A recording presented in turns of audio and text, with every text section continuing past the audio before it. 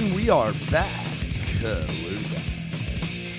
Welcome back to Iron 360. Talking NFL free agency some more. Dave and Bill here. We are moving on. Staying in the NFC and heading from the north to the south. We are talking NFC South. Carolina Panthers, Tampa Bay Buccaneers, Atlanta Falcons, New Orleans Saints. We'll start today with the Carolina Panthers. They are currently sitting at number 7 in this year's 2020 NFL Draft in terms of their pick. Cap space-wise, they are number 20 out of 32 teams with $34 million. Way we look at it, needs D-line, cornerback, tight end, with the moving on from Greg Olsen, though he's old, still a consummate pro. And probably most importantly, what are they going to do at quarterback? Amazingly, probably maybe 2 weeks ago, it came out that their look. Now, mind you, I guess important thing to state is they are under a new regime. Mm-hmm. Riverboat Ron, been there for eons, is now gone. He's up in Washington, and they've brought in Matt Rule from Baylor. Yep. So, it's definitely a big switch, going to a college coach as opposed to a guy with the pro pedigree. Matt Rule brought in Joe Brady, the offensive coordinator for the national champion LSU Tigers. Word is they're trading up to number 1 to take Burrow. That'd be obviously it would make a lot of sense, but I don't know if they'll have the leverage to get there. That's the problem. Well, they'd have to sell the farm. But the QB question, what came out 2 weeks ago, which I think was a surprise to a great many teams, was that the initial belief is that they are going to stick with Cam Newton. Mm-hmm. There's a lot of talk about how he was available. I think some of that was, Kyle Allen came out, while not spectacular, was pretty efficient in his first 3 or 4 games, hadn't thrown a pick. Then he had a game where he threw, I think, 3 picks, then put it back together for another game. Hopefully that was just a blip, but then came back a game after that and threw another bunch of picks, and now they're kind of back to, what do we do? I don't know, this guy can run this team. What do we do? And now you got a whole new head of state there. It's interesting where they're real from a free agency perspective, where they got some real question marks is going to be on the defensive. Really, at first I looked at it, I thought it was the D line, but it's probably going to be more the front 7. I mean, really the only guy mainstay, they're going to have a tackle and they're going to have their big linebacker in the middle. It's a tackling machine in Luke Kuechly. Well, and keep in mind that Kuechly was contemplating retirement too. Yeah, so he's up there. Now, by no means, if he comes back, do I think you'll see his will, his performance, and the type of guy he is. He'll play to his full potential as much as he can. But it is a guy that was contemplating retirement, so the future in that position maybe something they want to start to address now rather than waiting to react when it actually does happen. Yeah, so, kind of it's they still have your guy at the end, Brian Burns, they drafted last year, who had a great year his rookie season. Yep. But you got guys like Dontari Poe, who's a free agent at D-tackle, Gerald McCoy, who's a D-end free agent. You got Mario Addison, linebacker. You got Bruce Irvin, who they brought in not too long ago at outside linebacker. Yep. Ross Cockrell at cornerback, James Bradbury at cornerback, who I've heard a lot through the grapevine since letting Josh Norman go.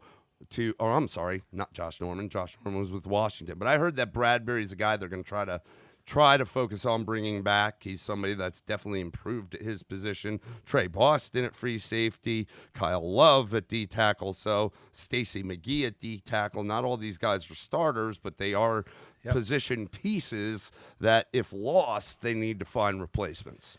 Yeah, and I mean, you got the good part for them is Kyle Allen was not a high draft pick, so their quarterback room, while it's unbalanced as to where the salary's going, they're not. It's not like they're housing 2 guys that are costing them a fortune right now. But the real problem is Cam Newton's definitely not the long-term answer, but is he long enough in the short term to help this team retool without rebuilding? My concern there, bro, is just what I said at the start of this cast. Matt Rule, Joe Brady. And what I saw out of Joe Brady's offense last year, it's not Cam Newton. Correct. It is a lot of throwing the ball, and sometimes it's in tight windows, so you got to be good with throwing the ball. And Cam he does. We've said it numerous times. He might have a cannon in the arm, even if it's a little less than it was. It might be a big arm, but his touch and accuracy are not there, and the thing that made him so attractive his coming into the league and his whole career was what he does with his legs, and now that's not so much. I mean, he's older. He doesn't do it like he used to. And quite frankly, you're looking at guys like Lamar Jackson out there that you're like, okay, this guy's not a runner anymore. Yeah, that's a running quarterback. Not in this league. Not in this day and age. He's not getting it done. Yeah, I agree with you there. And I think the other problem is to kind of add on to what you're saying, because I completely agree with you, is that Kyle Allen is not a strong arm quarterback. So while he may be more accurate in your, short range, maybe even serviceable in the intermediate, is not going to push the ball downfield and is not a window thrower like certainly like Burrow, obviously. Right. So you've got that concern, and again, you're still tying up. Cam's under a big contract, so you're tying up that money. And while I'll say, like, going back to the D line, if you look at it, Bruce Irvin, age is a factor. This is a guy that kind of, he was a major piece to that Seattle defense, and they were willing to let him go because he doesn't have that anymore. Gerald McCoy was a great 1 year, pickup for them when Tampa Bay let him go because of age and his big contract, and they got him on a good deal. But, he is older. Dontari Poe, again, another guy that's, rubbing 30. These are guys that are good, but, you got to be concerned. And we talked about this last year, watching them play, was they didn't really have that field-stretching receiver. No. But the hard part was to tell was because Cam Newton was missing guys. True. Like nobody's business. And they have drafted some guys that could play the part with the right quarterback. Fortunately for them, I think they could focus a lot on the D and just add a few pieces. Their offensive line is okay, but it's based on this free agency list, there's not a ton of them that are going to be released. No, mind you, they just traded Trey. What's his last name? The guard, their really good guard, high price guard for Russell Okung. And so they brought in a tackle for a guard. Now, my belief is you make that move if you know you got a guy on the roster that can fill that guard spot serviceably, would be my thinking. Now, it's interesting now is Okung's suing the NFLPA over other issues. So I don't know what that means to any of this, and it might mean nothing. But that said, where I was going with that, they've got the running back. We don't need to worry about that. Yep. I do think they have the receivers. They might not be necessarily field stretchers, but could be. Could be. Well, some of those guys got some dash. They just haven't been able Samuel to get them. Did all right, and then what's their number one receiver guy? It'll come to me in a second. But both of those guys had pretty solid years. Yeah. All things considered. Considering that, Christian McCaffrey in the backfield carried that team, those receivers did fairly decently. Again, DJ Moore. Thank you. And that's a recent pick, draft pick. Both him and Curtis Samuel still have time. Yeah. And those are fairly solid receivers. You could always go out and get a receiver maybe late in the draft if you wanted to, but I think they're pretty decent on the offense outside of maybe, like you said, tight end and the question at quarterback, which is huge. But outside of that, man, I'm looking at this thing on defense. They need to figure it out. Well, I think something you brought up is important to go with it, and this is kind of going to be whether it's a retool or an attempt at a retool versus a rebuild. Is if this is a team, this team's really not designed right now at quarterback, and I'll even say with Christian McCaffrey not really designed for it because of they heavy workload him. They're not designed to push the ball down the field. Now, Christian McCaffrey can play in any offense. Okay, so we're not in no way am I saying that. But the reality is they're not. And if they go and fill a tight end to stretch the field, you got to be able to go outside. But then again, you have the guy to get it downfield. So there's a lot of question marks as to what they're going to run and who they're going to be. Now, the great part for them is they got the number 7 pick overall. Mm-hmm. But this would be the challenge is if not these quarterbacks, this is clearly a year to try to go do that. Is this a team that is looking at a Herbert, Jordan Love? Again, I'm throwing that name in there only because he's getting pub that he's going to be a much higher draft pick than I think a lot of people would have thought. Or of do you coming think in. a guy like Jacob Easton could fall to number 7 pick in round 2? Could now, but again, that is kind of going to be the strategy. I think what everybody's trying to figure out is what is this quarterback room? And again, this is a common thread, and this is kind of what makes the potential chaos of the quarterback market this year intriguing. And is this a team that goes, with the number 7 pick, can they go, you know what, I'm trading up. I'm going to trade up to 4. Does this make a Giants team attractive, or maybe even a Detroit team attractive, or a Washington? Now, again, the higher up you get, the bigger that price tag is. But does it make it attractive to get in front of Miami with the suspect thought of that they're going to take Tua? Like, is that where you go with something like this? And again, is Tua the guy that pushes the ball downfield? He's certainly accurate. He's efficient. He's mobile. He's not a runner. I would not call him a runner, but he's mobile around the pocket. But he can throw to windows, and he's used to throwing to smaller, speedier receivers, which is what they've got right now. But again, it really is like, what is this? Because this is going to be very, very different team under this regime, in my mind, than at least in the next 2 to 3 years, assuming that they actually get 2 to 3 years, which in the NFL we don't even know. They want that. a guy like Tua who might have injury concerns that they've had to deal with constantly year in, year out with Cam. Yeah. Regardless of how they play, how good they are or how good they aren't. I mean, an injury is an injury, and it's all for naught. And we know Tua's had that problem, and do you want to go through that whole thing again, where you're playing with this guy partial years, but you've traded up to get a really good draft pick? I mean, you maybe mortgaged some capital there in order to get it, and may end up, with a different quarterback than Cam, but the same scenario in terms of how many times you have that guy under center every year. And what I guess the worry I have is there's 2 things with the way their quarterbacks are set up, and I'm going to take it to their best player, is you really have to redesign the offense going from Cam to Kyle Allen. You have to. You're not talking about, like, I watched it with the Bears, and again, I'll always go back to the Bears because it's just what makes sense. They ran the same offense with Trubisky and Chase Daniel. Chase Daniel sucked, and Trubisky sucked most of the time. So, but my point is, you run the same offense with them. I'm not saying they're good, but you don't change it. Like Cam, you saw it. It's a completely different show, and you're going to have to do that midstream if option A breaks down and you go to option B. So again, it's a design problem. And then now what you're talking about is when you start to do that, you only put more pressure on a guy like Christian McCaffrey to be everything. And, he has proven that he can play at his size, but that doesn't mean that it's not chipping away at him phically. No, as much as they run the wheels on that guy, I mean, you're every time that he has these games where he's seeing the ball just about every play. Yep. I mean, sooner or later, regardless of age, that's going to start to wear. I mean, the running back is the shortest lifespan in the NFL. Yeah, and teams understand something. Like, you look at him, he touched the ball so much. Teams focused on him and were able to beat Carolina because of that. He got his yards. If you were a fantasy owner of him, you loved him. Mm-hmm. He got his touchdowns. But the simple fact is Carolina didn't win with that method. Right. So you've got to figure out what you're going to do there.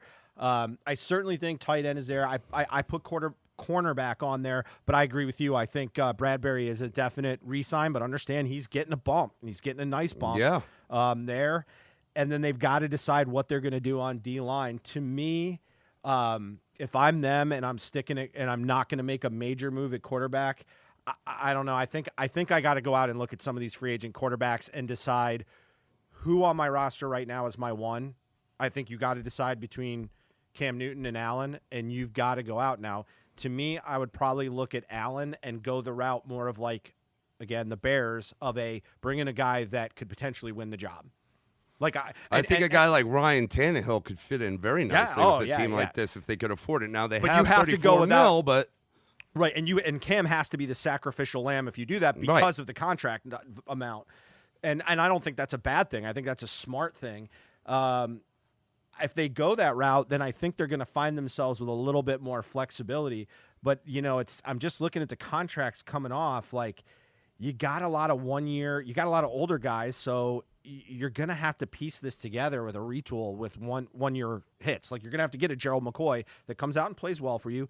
You mentioned you got Brian Burns on the edge, so you've got some pressure. And amazingly, because I still struggle to see that guy doing as well as he does given his size, but his want to and his length and his speed has really done a number for him. He is that edge rusher that might not be, this enormous big body guy that'll overpower you, that'll bull rush past you, but he uses his speed to get there. Yeah, and his length, he's good at reaching at the quarterback and getting there.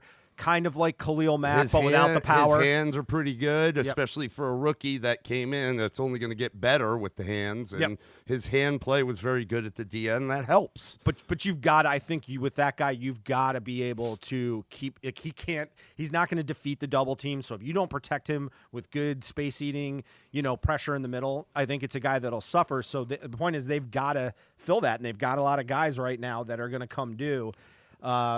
And there's a lot, you said it, there's a lot of them out there. But, I mean, and again, this is free agency talk. We'll get into draft. But if they stayed pat at number 7, they could get a really good person on defense. Yeah. Honestly, I would go best player available. Honestly, after though, I mean, you bring up a great point. And I know there's concerns with the injury, this, that, and the other. But Joe Brady watched Tua. He got to see him firsthand. He knows him. If you don't think that, knowing they're probably not going to be able to get up to Joe Burrow. That's a guy that I guarantee you Joe Brady's like, I could get that guy to work my system. Maybe not as good as Burrow at LSU, but maybe pretty damn close. Yeah, I think the concern will be they are in order to make that work in my mind, because, again, not only are they going to give up dollars because your slot and the slotting in the top 10 is still expensive. It's not what it used to be. It's still expensive. You're going to give up the cap space, but you're also going to be giving up capital that's going to help you rebuild elsewhere, because you're going to start looking at guys that are going to get probably going to start. You're going to start looking at cutting some cost. And we're talking about guys not on the free agent list, because, mind you, they got a guy like Trey Boston. And what did we see his market value was not at? Like 10. Yeah, just under 10 million. It was like 9.6. Yeah, so now you're talking about paying more for Bradbury. Does Trey Boston become a victim of that? Like, that you can't re-sign him? And again, I'm not saying the safety is the most important thing, but now you're horse trading. So you got to realize you're doing that. Now, keep in mind, Boston, they picked him up this year. That went a while, if you remember. It went a while where he was not signed, from the free. And so he was like, he was a good safety. And they were able to pick him up, and I'm sure they got a deal. Maybe that can happen again, even though his market value, it'll have to go up, and his market value is much higher. They may not have to go to that market value price to keep him. Yeah, and I'll say this, this is probably, from a free agency perspective, the corner position is a little richer this year, which, unlike probably some other positions, that does, I think, somewhat impact the safety market, even though it's not the same position. So if there is some corners out there, again, because we're talking about teams now, I mean, most people will call a base defense of a 3-4 or 4-3. Most teams are playing the majority of their snaps, at least in the nickel. So you're talking about, that's why the slot position has become so critical now, because they're on the field more so with these wide open offenses. So with that being said, that's where I think it starts to leak into that safety market. So that may help keep the cost down for them. So that might be a good thing.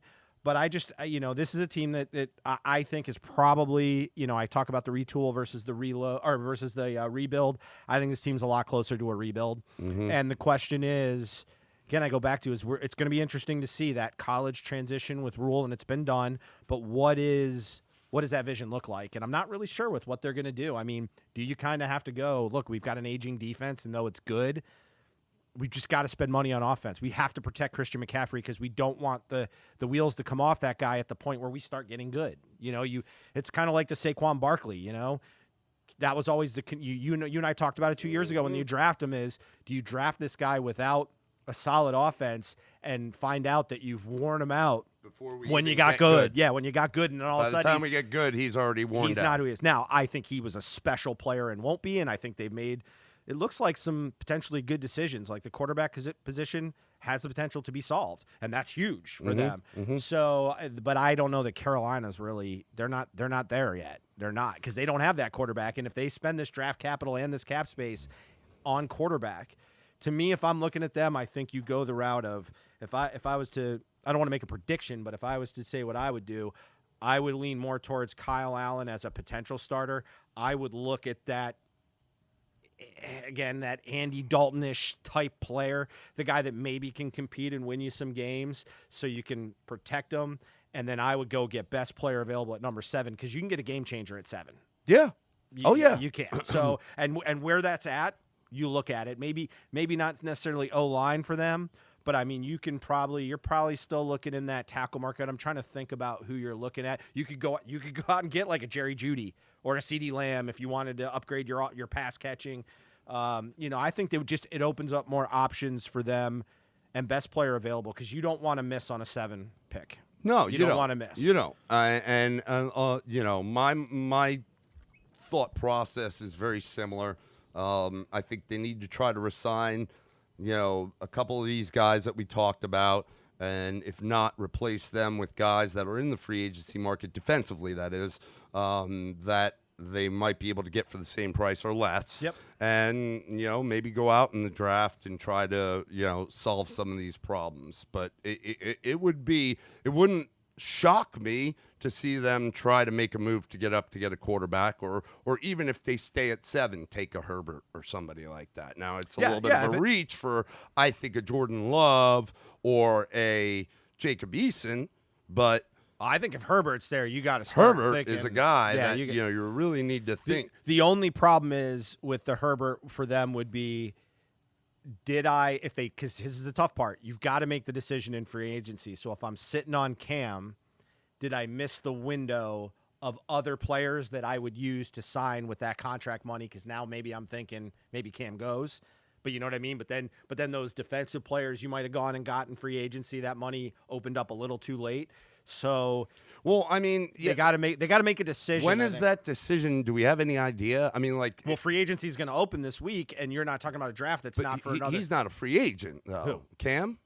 No, he's not. But my point is, if you go with Herbert, okay, say you get lucky and you draft, and that's kind of your vision. Like, if he does fall, I don't think he will, but if he does fall, I'll take him. The problem is, so now you're thinking, like, I'm getting rid of Cam Newton. So now that opened up salary space. The problem is the guy that you might have gone and get at another position may be gone. So you got to have a strategy with that, and that's kind of why I believe you go out and get that competing guy. You let go of Cam because I don't think Cam's the guy. No, I don't either. And I think for all intents and purposes, it sounds like they're going to bring Cam Newton back in. Yeah, and that could just be talk, because, to be honest with you, Rule and Joe Brady like that, I just don't see where Cam fits into what I've seen of them. Outside of Joe Judge coming to the Giants, who I have no idea, I could tell you what Matt Rule and Joe Brady bring to the table, and Cam Newton just doesn't appear to be a guy that fits that mold. No, and something we didn't mention, which we're kind of near the end of this, but it's important, is they're number 20 in cap space at $34 million. So they don't have a lot of room to move, given kind of some of the things that they're looking at right now in that area. So again, just it's really that's kind of going to be the thing. And here's the whole point is, I've said this before, as a coach, I truly believe this in the NFL, and it's not even the rule, it's just the majority. You have 2 years to determine, meaning by year 2, you have got to determine who is the quarterback you're married to as a head coach. Mm-hmm. If you haven't done that, you will not survive in the NFL. So that being said, if they bring these guys back, I believe they've got 1 year to work with that, but they better have a plan the following year, because whoever they go with, you're not going to get that grace period. And I think we got known entities in what they've got. As little as Kyle Allen's played, we know what his deficiencies are, and you've already outlined very well what Cam Newton is and what he can and can't do anymore. And I don't care if he pulls it together for 1 year. He's not 3 years. You're not going to get 3 years worth of Cam's old game. You still got to resolve the issue at the end of the season and moving forward. Yeah. And look, I mean, like, we talk a lot about my boy Trevor coming out next year. I mean, you thought tanking for Tua was a big deal. Yeah, well, this could it could get. This is a team that could totally. We might have 6 I don't teams go see 1 him and doing 15. that with the new coaching staff. That's not the way you want to enter. But I will say, you're talking about an hour and a half away.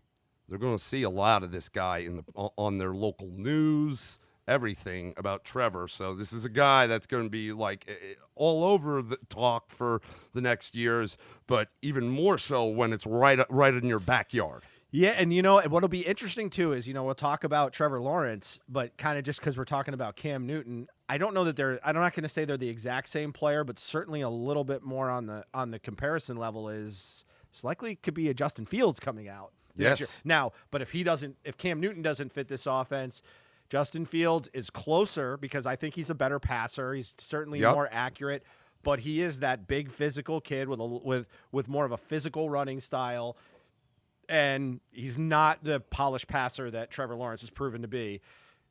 So after this year, we might see different. True. He might see different, but Trevor Lawrence is generational, at least to this point.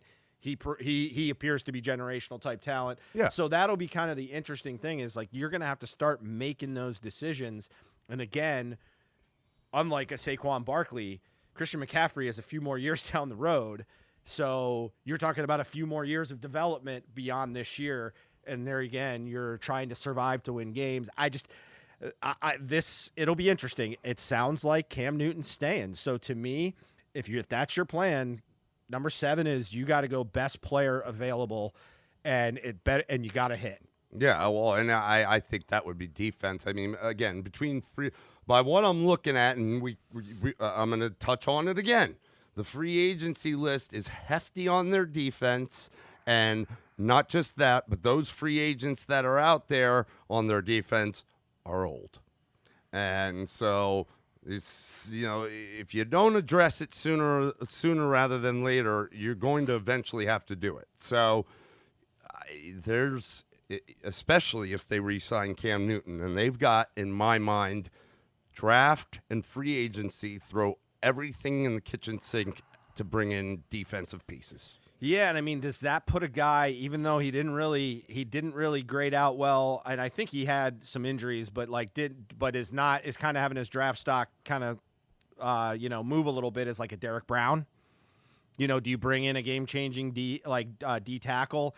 The Kinlaw kid from South Carolina has moved up a little bit. Yeah, he's good. And again, another guy that's right in the backyard. Yeah, but I mean, what they're going to see at that level, and then there's a lot of offensive line. Again, they just traded for a left tackle, so again, you start thinking it's receiver time, because you have 2 good receivers up there.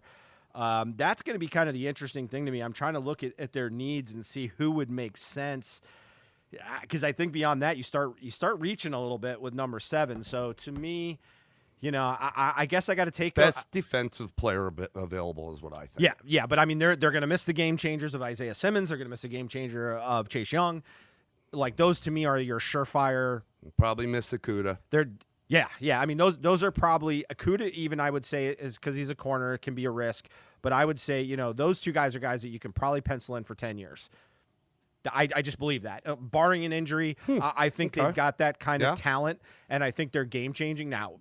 Pencil them in for 10 years doesn't mean they'll be all pro for 10 years. It just means that they're going to be on your defense. It could be a cornerstone, could be like their current middle linebacker, the guy that just you kind of knew after a couple years with him, that guy's going to be there and be a monster for a while. Right. And you're not going to have to worry about him, but you're going to have to pay him eventually. Yeah. I don't know beyond that where they fit. They're going to have to go with a little riskier positions like receiver, which to me, top 10 receivers always make me cringe.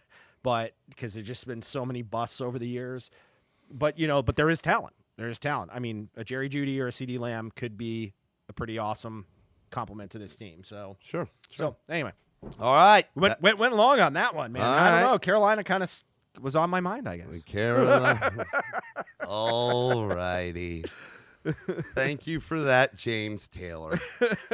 That is James Taylor, right? NFC South Carolina Panthers NFL free agency talk. We are wrapping the Panthers. We'll jump in Tampa Bay Bucks next. Thank you. We'll be back.